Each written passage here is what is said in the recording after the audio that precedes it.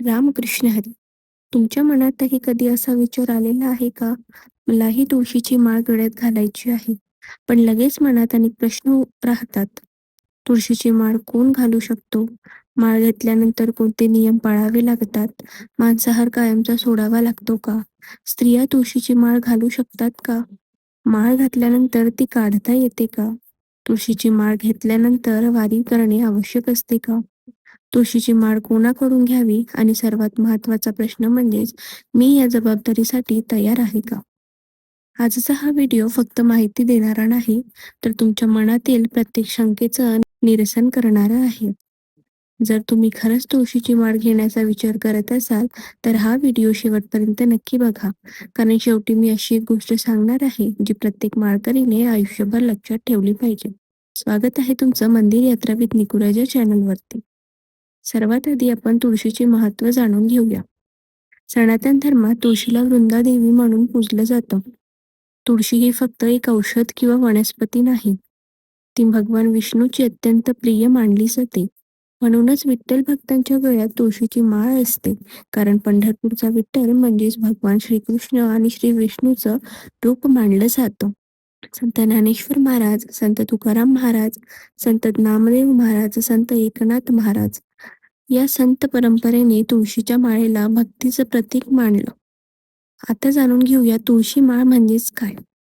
अनेकांना वाटतं ही फक्त मण्यांची माळ आहे, पण नाही. ही माळ म्हणजेच भक्तीची शपथ आहे. ही माळ म्हणजेच आजपासून माझं आयुष्य विठ्ठलाच्या चरणी. ही माळ म्हणजेच मी नामस्मरण करेन. ही माळ म्हणजेच वाईट सवयींपासून दूर राहण्याचा प्रयत्न करेन. ही माळ म्हणजेच संतांचा मार्ग स्वीकारेन. म्हणून वारकरी म्हणतात, माळ बदलत नाही, माळकरी बदलतो. वारकरी संप्रदायात माळेचं स्थान काय आहे? वारकरी संप्रदायात दोन गोष्टी अत्यंत महत्त्वाच्या आहेत. पहिलं म्हणजेच विठ्ठलांचं नाम आणि दुसरं म्हणजेच तुळशीची माळ. ही माळ गळ्यात आल्यानंतर व्यक्तीची ओळख बदलते. लोक त्याला माळकरी म्हणतात, कारण आता त्याचा जीवनाचा केंद्रबिंदू हा विठ्ठल असतो. तुळशीची माळ कोण घेऊ शकतो? याचं उत्तर खूप सुंदर आहे.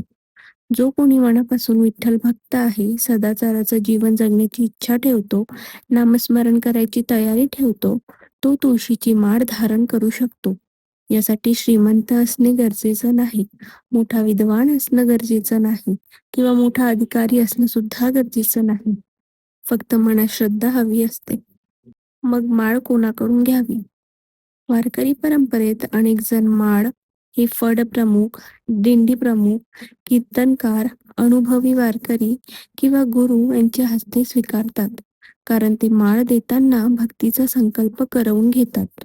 मात्र सर्वात महत्त्वाचं म्हणजेच माळ कोण देतं यापेक्षा आपण कोणत्या भावनेने स्वीकारतो हे अधिक महत्त्वाचं आहे. माळ घेताना संकल्प करायचा. माळ घेताना मनात प्रार्थना करावी. हे विठ्ठला, माझ्याकडून चुका होतील, पण मला योग्य मार्ग दाखव. तुझं नाम कधीही विसरू देऊ नकोस. ही प्रार्थना सर्वात मोठा संकल्प आहे.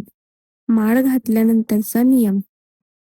परंपरेनुसार अनेक वारकरी पुढील आचरण पाळण्याचा प्रयत्न करतात.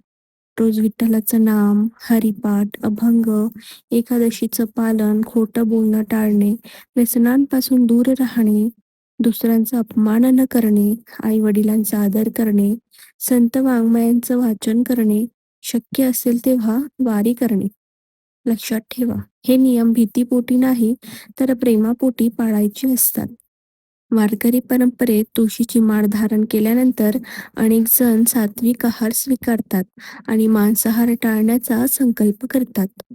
आता महत्त्वाचा प्रश्न म्हणजेच स्त्रिया माळ घालू शकतात का? नक्कीच. भक्तीमध्ये स्त्री पुरुष असा भेद नाही. आज हजारो महिला वारकरी तुळशीची माळ धारण करून विठ्ठल भक्ती करतात. जर माळ तुटली तर घाबरू नका.